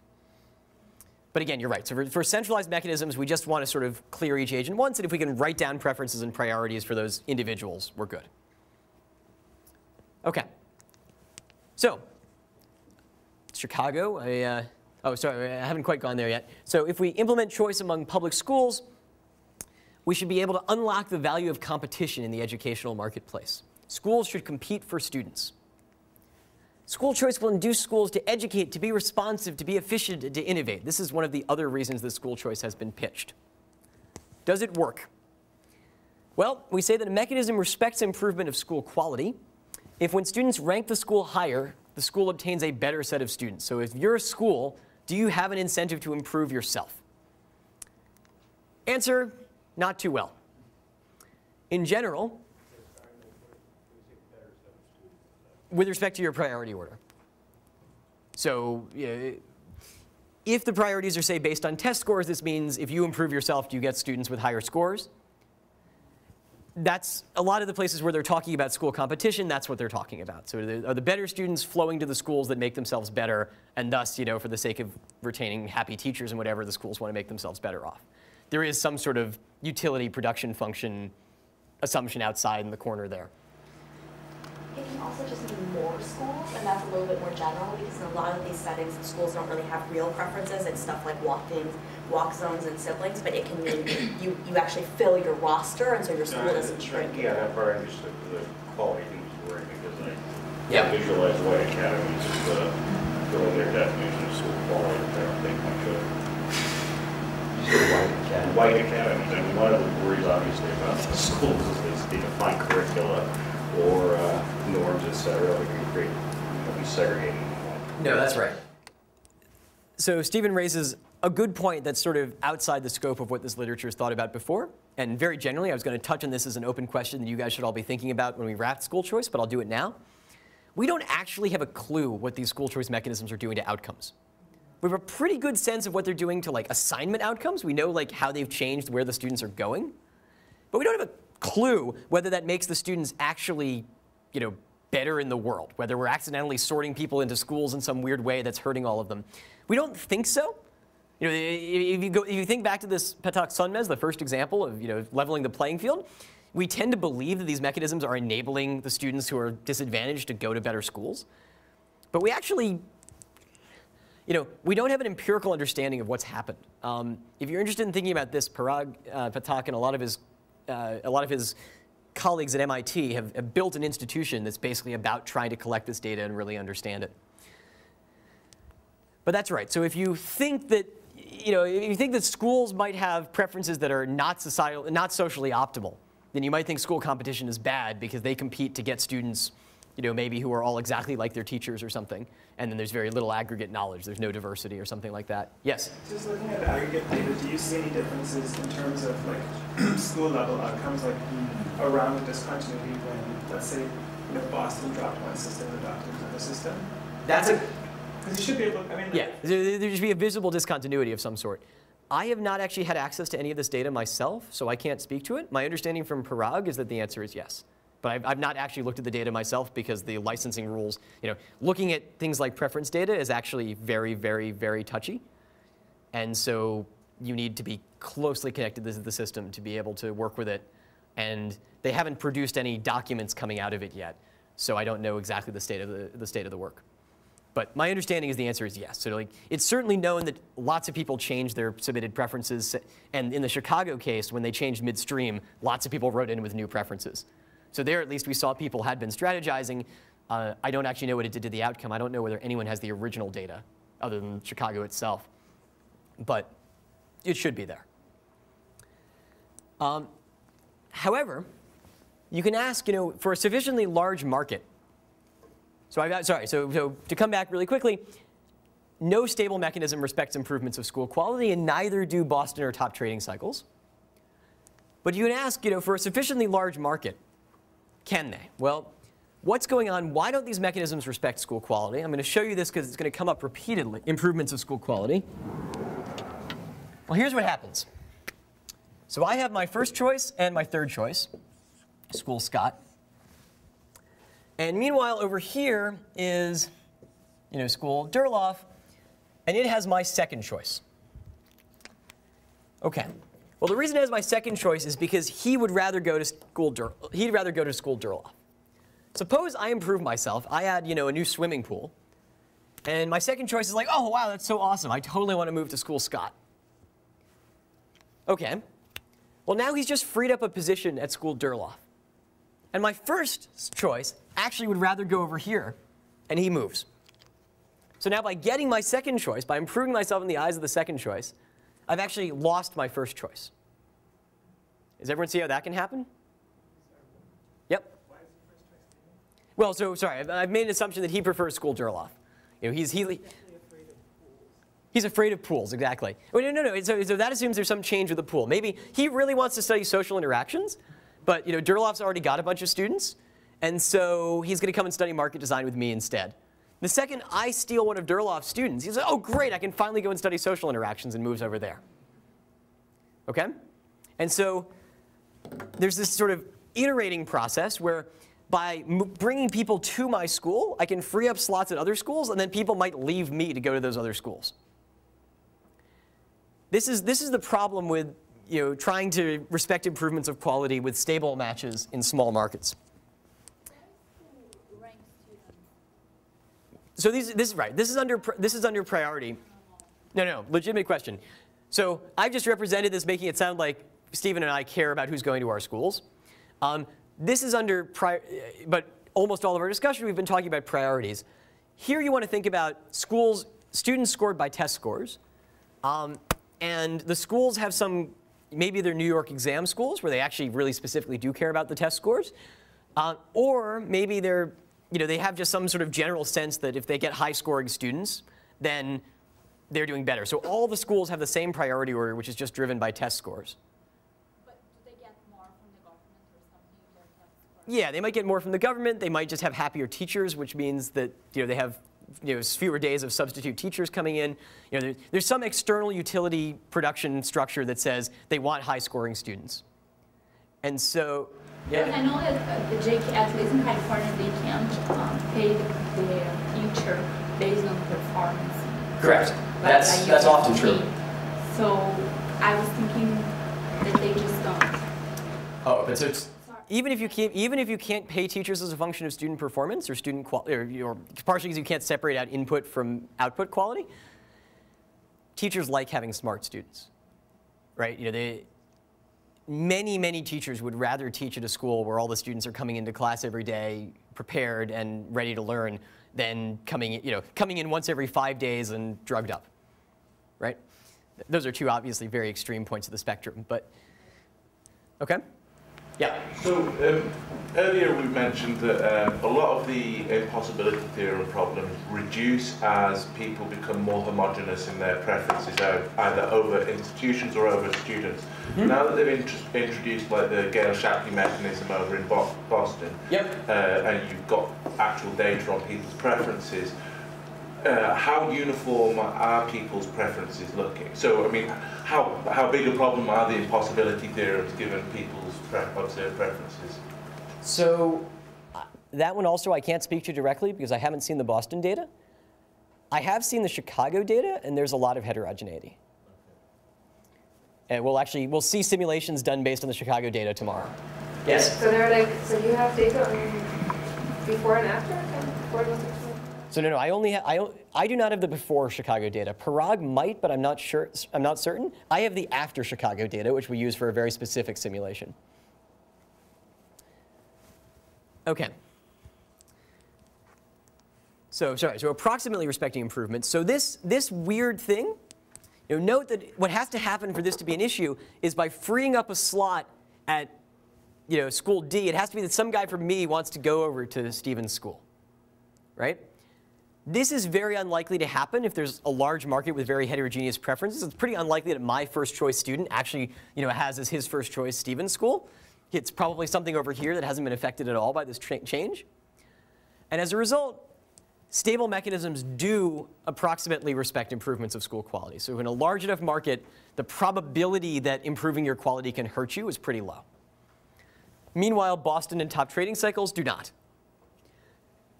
So what we get here, this is a different reason to favor stable mechanisms over Boston and top trading cycles to some extent, which is that they create some incentives for schools to improve themselves. Again, this is sort of it's hard to parse how to think about this result because of this large market component, but this is another way we think about things in market design. So like look at the other policy goals, can we make that a formal criterion and then figure out which ways we can even start to get at it. Sorry?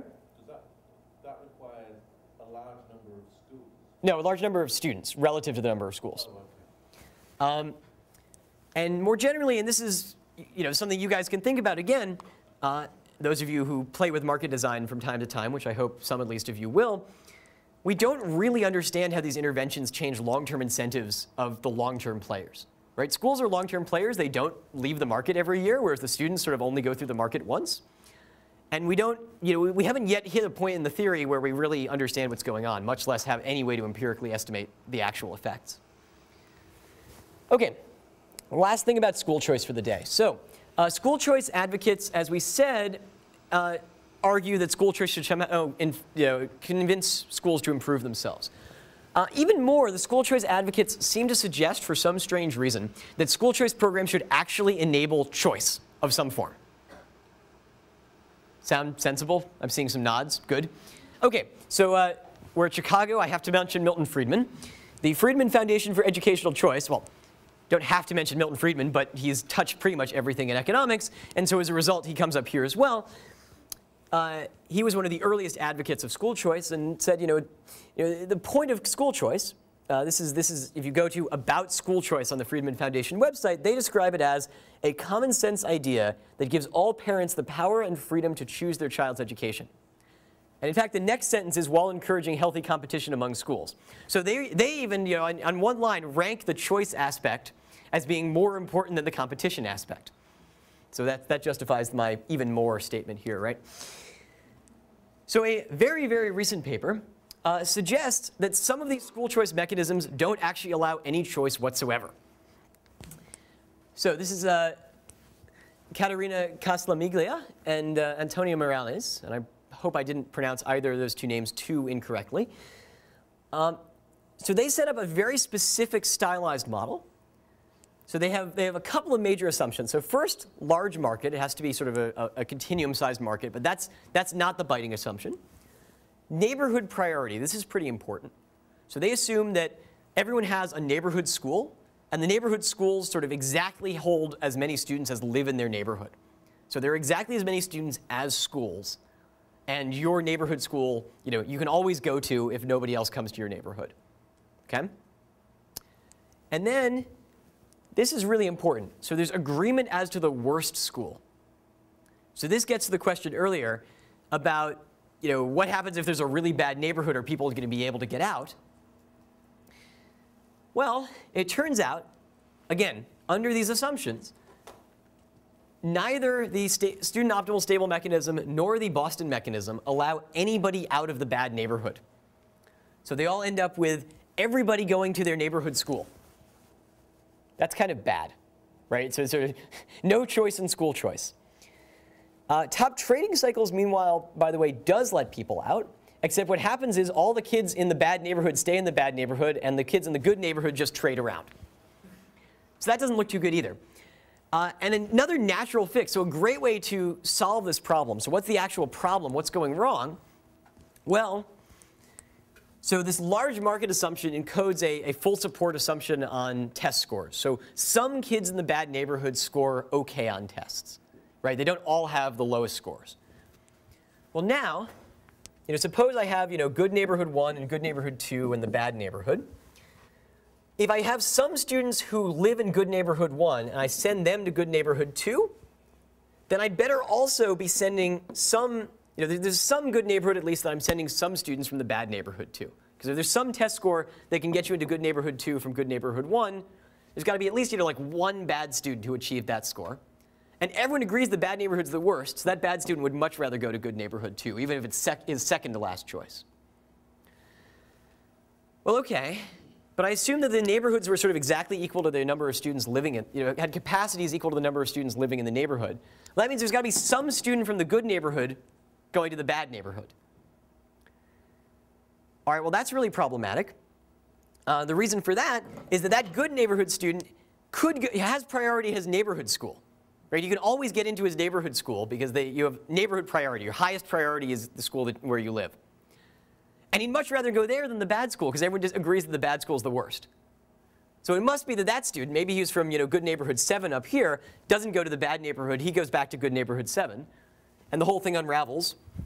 And so none of these links could actually be formed. We can't send anyone from good neighborhood 1 to good neighborhood 2 because we'd be sending some people from the bad neighborhood there as well. And then we'd be sending some good kids to the bad neighborhood, a contradiction. Yeah? Does this generalize if you have like a continuum of quality of schools, or? Yeah, so there are a lot of ways in which this result does not generalize. Continuum of school quality. Even like a medium, right? Yeah, continuum of school quality, maybe not. It depends very heavily on this single bad school. Although it could be there are a bunch of really bad schools, and everyone ranks all of those in a big clump at the bottom. I don't know off the top of my head exactly how this would extend if you sort of disaggregated the schools more. But the real robustness issue here, I think, is more a mixture of this binary neighborhood priority and the way in which this large market assumption is working with the bad neighborhoods. But nevertheless, the reason this is on the slide, I like this result because it shows us that there's something really careful we have to think about here, or something we have to think about really carefully here. Because even if the assumptions don't exactly hold, to a first order, we still have this problem that we'd like to move kids out of the bad neighborhoods. But if the good neighborhoods their kids only really want to trade with each other, it's going to be very hard to use sort of classical market mechanisms to move kids out of the bad neighborhoods. Right? Even if you think about this sort of as like a Chicago market sorting problem, it has that property. And so this is going to motivate things like affirmative action mechanisms. Where do we have this? Sorry. Yeah, so this will motivate things like affirmative action mechanisms, trying to build into these existing school choice systems ways of moving people out of the bad neighborhoods. And again, I don't want to take this too seriously as a formal theoretical fact. Like, it's not the case that the current system is actually not allowing anybody out of bad neighborhoods. Especially if you think in Boston there's a lot of heterogeneity and people have multidimensional preferences over school quality and transportation time. Especially in New York, the transportation time thing is really big. There is choice going on in school choice in practice, but this no choice fact is a useful intuition about what we have to think about carefully if we're trying to use school choice specifically to reduce inequality in terms of long-range outcomes. Yes? Kind of like going to the point that you were making there. Yeah. If there are strong complementarities, it may be that I only want to switch with somebody from a good school, but if both of us can coordinate on going to a bad school, our presence then makes the school a better school, right? And For sure. That could be like another way to do it. One kind of like case in point would be the gentrification that you see happening in a lot of American cities. Yep. Where if you have enough kind of like the type of people moving in the city becomes a better place. So that's totally right. Although again, there tends to be a lot of opposition to that from certain groups, like the people who bought the houses in the really good neighborhoods usually don't want to send their kids far away to presently bad schools for the sake of making them better. So I agree with you in principle.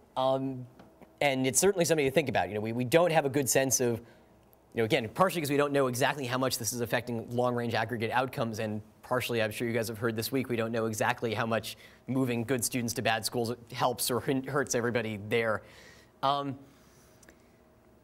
yeah, it's certainly something to think about. So there's a paper on matching with regional caps in Japan, where they try and force some of the doctors to go to hospitals in rural areas, which sort of has a little bit of this flavor. Like, it's, how do you try and move people? What sort of constraints can you build into a mechanism that will encourage people to go places where they don't really want to go, but where it's really, really high public good value? So I think the challenge that you see typically is that, I'll use Pennsylvania for example, right? Yep. Like, as the university expands, in a sense, it kind of like creates a very big neighborhood and completely pushes out all of the, all the poor black folks. Oh, right. So, sorry. So in a sense, like we can, in a sense, you can use the desire of the university, say for example, to expand, to create the right incentives for them to expand while maintaining some semblance of what the prior community was. Because oftentimes there is some desire to move back to some of these quote-unquote undesirable areas. It's just that they don't want the existing people to remain there when they move back in. Yeah, that's right. Kevin Murphy gives this example very early in price theory. Who does gentrification hurt the most? And the argument is the people who lived there before. You force all of them into an even smaller area after gentrifying their neighborhood. Certainly right. And this regional caps type stuff has the same flavor, where you're trying to move people around within regions, get some people to the regions that are further away, but not too many, trying to balance all these different sort of quota constraints. Okay. So, yeah. I know. Thank you, though. So that's school choice. I was about to say, because we have very little time, we're going to go through these last two applications very quickly. And luckily, they're more or less planned that way. So cadet branch matching, very quickly. There's this very recent paper that Tayfun Sönmez wrote. It's based on, it's a series of two papers, one joint with Tobias Switzer and one that he wrote alone, that works on this new matching program that the Army has been using to match cadets to their branches of service after they finish ROTC, or military academy. What they did is they introduced a program whereby you could bid additional years of service in exchange for advanced priority at certain branches. I'm seeing laughs. No, not a problem. It sounds kind of funny when described in the abstract, but actually it's a kind of clever market solution, right? So you want to favor the people who want to become career military. The previous system, there was a strict order of merit list, and you would be matched as a function of your position on this list. And it happened that lots of people who wanted to become career military would end up in branches that would give them no opportunity for advancement, and they'd leave in a huff after they finished their term of service. Now they can bid these additional years of service. This is costless for them to pay. And it's only for some of the slots. So it's the bottom 25% of slots at every branch. So if you can get in on merit, you get in. But if you wouldn't get in on merit normally, more or less, you're allowed to pay this additional cost for advanced priority. So it's sort of it's a mixed market mechanism. For that reason, it's technically fascinating. So this system, which the military came up with on its own, is in some sense, the hardest real-world application of generalized matching known. We'll talk a very little bit about why that's true tomorrow, but that's completely irrelevant to the present discussion. So instead, we're going to focus on the inequality and diversity issues. The main point of this is to show you that there are things other than school choice where you can take these same ideas. So mostly school choice has been the big application today, and it'll be most of the discussion tomorrow.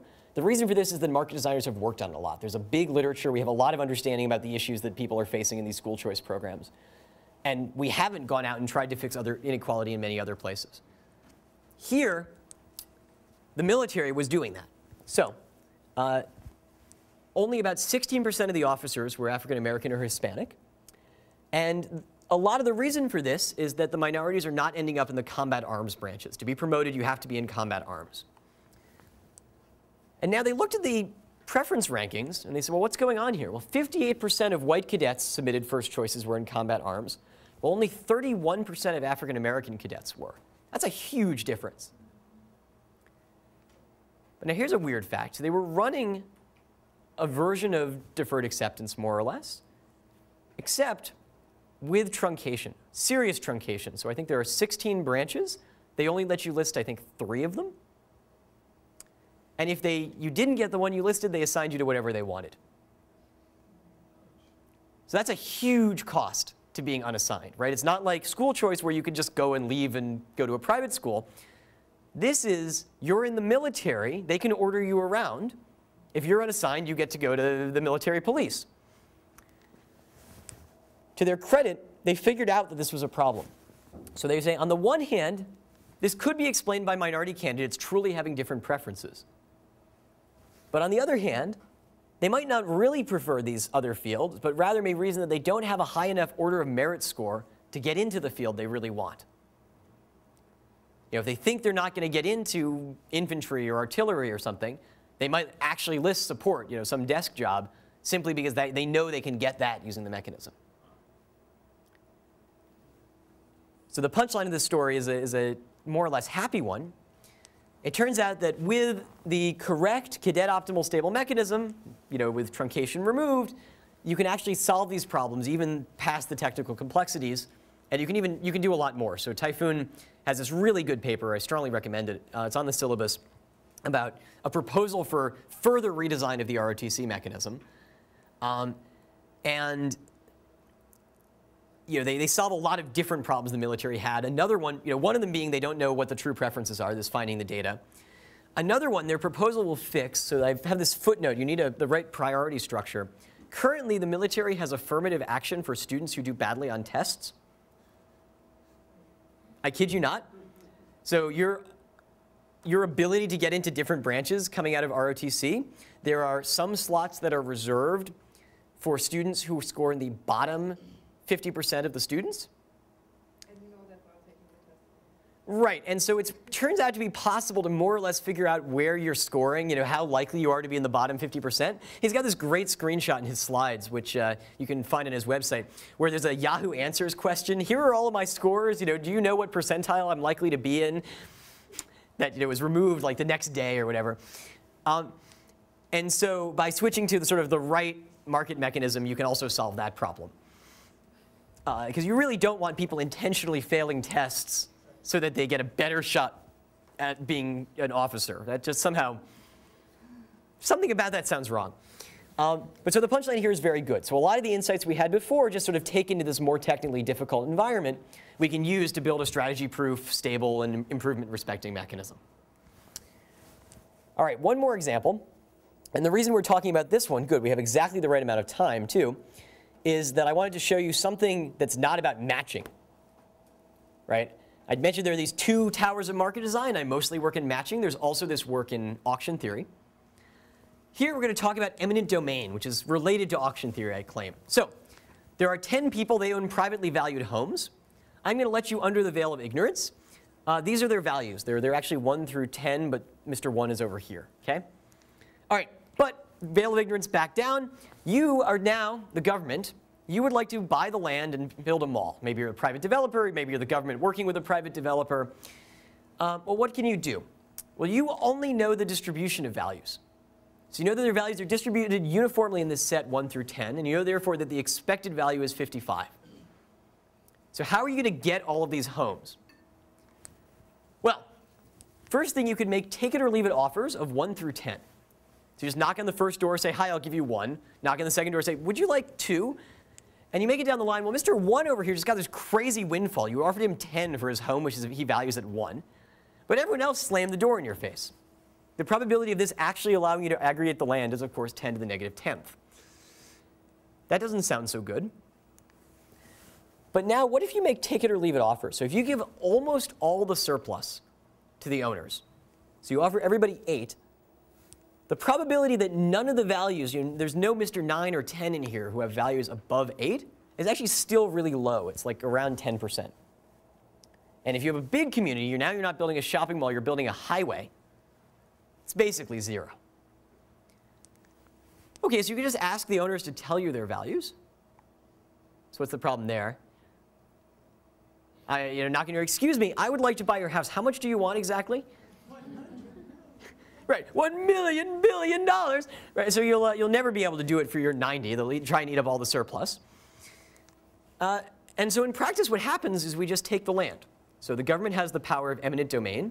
You can take the land and pay everyone a just compensation value, which the courts have interpreted to mean the minimal possible market value acceptable for the land.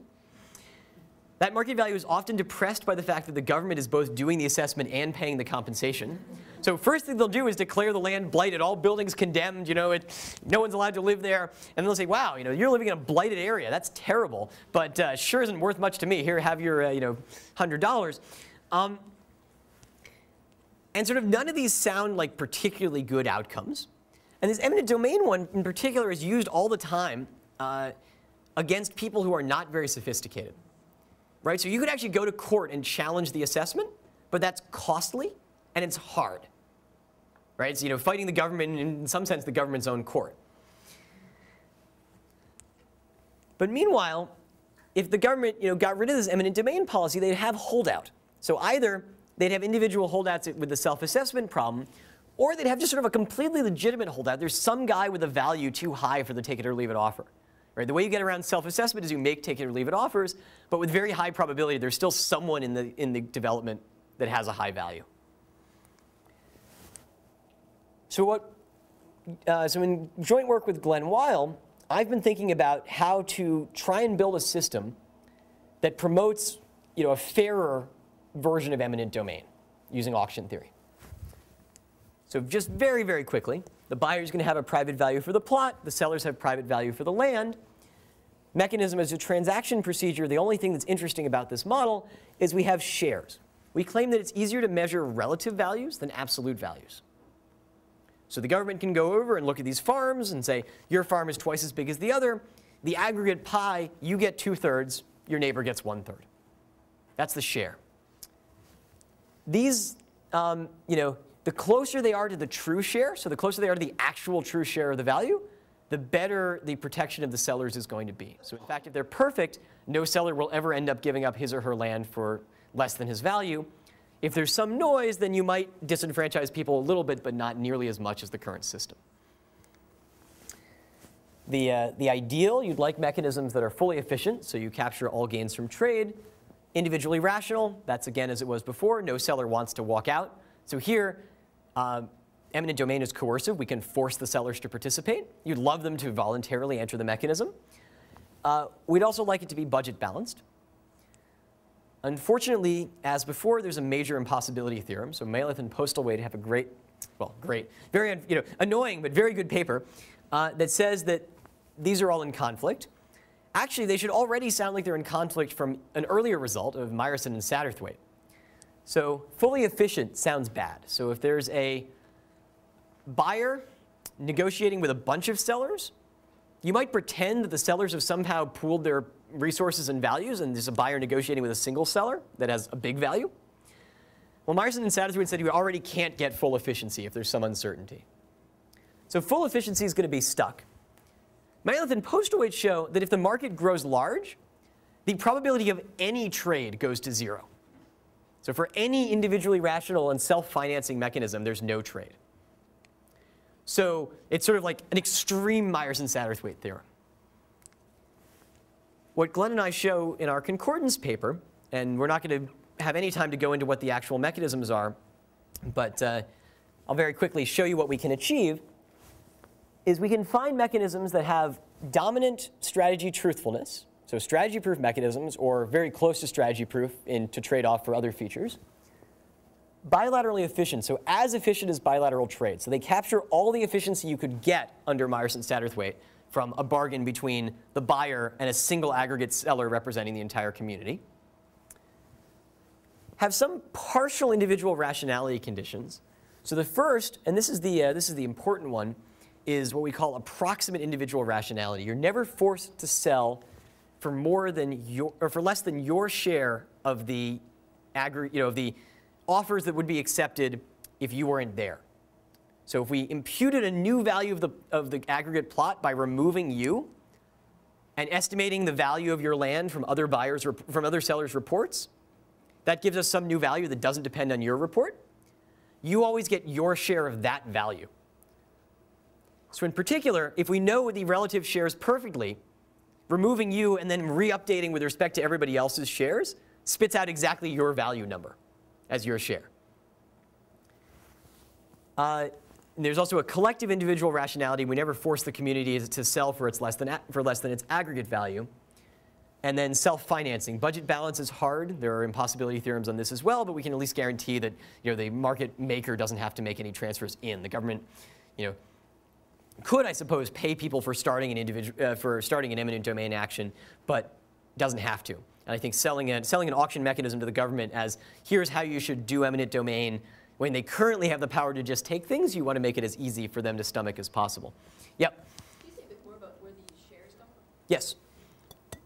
Good. I was about to correct. That's the last 2 minutes of this component. So yes. So the shares we imagine could come from sort of two different types of location. So one of them is actually the government, to do eminent domain, goes out and does assessments. And if you think their assessments are capturing a lot of information and they're just sort of uniformly depressing all of them, like by declaring the land blighted, that actually doesn't change the relative values. So if you think people can do good property assessments, they're just sort of trying to depress all the values in some nice, in some well-behaved fashion, the relative values are just extractable directly from that. You could also imagine they come from some normative criterion, right? So you could also imagine using a system like this for corporate takeovers. And there the share is actually the share of the company you hold. And we have both a normative reason to like that, both just for the way we define shares, but it also turns out to be good for, from the perspective of corporate governance. And the key is that if you're receiving, so this V minus VI, I really should have written it slightly differently. It should be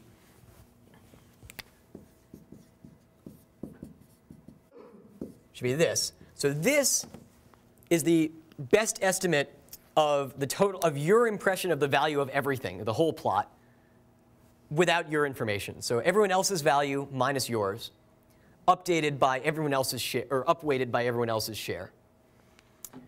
And then you take your share of that. So if you plug in, V over the sum for both of these shares, this actually solves back out to be your value. So here we're sort of encouraging some, additional parity among the participants by imposing a constraint that says, nobody's disenfranchised too much. Sort of if all the community agrees that the land is worth in aggregate a large amount more, then the community won't sell unless everyone gets that amount. But someone who's wildly different from everyone else, you like your house and you're not going to sell it. You're Jacques in Jacques versus Steenberg. Nobody's taken a law and econ course taught out of Jacques versus Steenberg. OK, ask me afterwards. You're Jacques. You're not going to let anyone cross your land for any reason. And your neighbors really want to sell their houses because they get 5 times their values. We'll allow the government to take your land and compensate you less than your value and pay everyone else a lot more than theirs. OK, so we have a paper where we explain how this works. Not going to go into that too much. But again, happy to talk about it afterwards. And that's pretty much our wrap for the day. Just really quickly, if you'll give me 3 more minutes, Stephen. I'm going to review the first couple of slides to make sure they actually stick in people's heads. If not, we can pause here. What's the payment? It's a good question. Yeah, right. So we could actually stand here and negotiate for 3 minutes instead. That might be a lot of fun. What? I get to hear 3 more interesting minutes of interesting stuff. Go. No, you sure you guys don't want to spend the 3 minutes listening to me and negotiate with Stephen?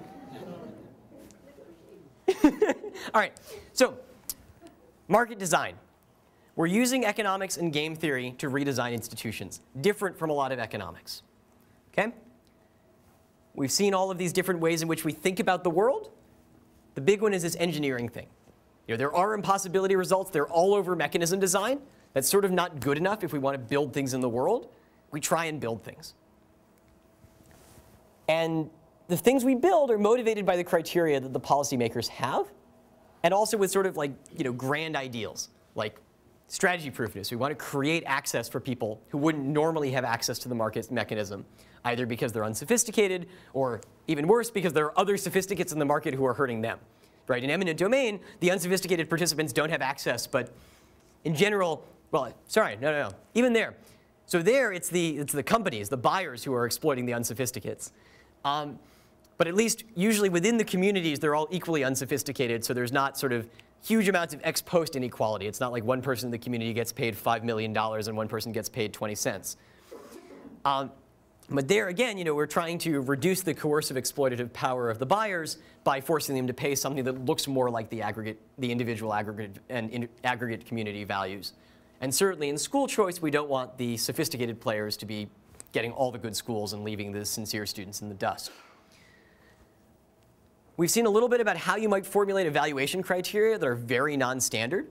So this criterion, this school competition component, this was very recently noticed. So there was tons of work on school choice. And nobody had quite gone back to that original idea that somehow this was going to make the schools better.